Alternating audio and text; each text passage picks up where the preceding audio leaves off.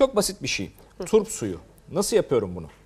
Şimdi az önce siyah turbu rendelemiştik ya. Evet. Siyah turbu rendeliyorum.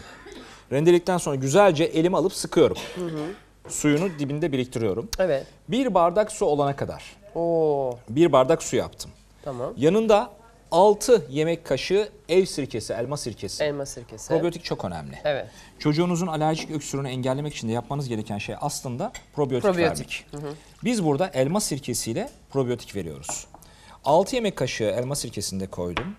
Bunu birkaç dakika tıngırdatacağım ocakta. Birkaç dakika, çok değil. Tamam. 2 ya da 3 dakika. 2 ya da 3 dakika Serap ablacığım Tabii turp, tıngırdatabilirsek. nihayetinde turp tıngır kokusu tıngır. var. Olacak. 2 ya da 3 dakika tıngırdatacağım. Tatlandırmak için de en son bir karakovan balı, hakiki bal. Vurgulamak istiyorum, maalesef güzel Türkçemize hakiki bal diye bir kavram girdi artık. Evet doğru. Çünkü Hakiki balda da demek hile zorunda var. kaldık Evet, değil mi? hakiki bal. 2 ya da 3 tatlı kaşığı koyacağım ama kaynadıktan sonra koyacağım. Kaynarken koymayacağım.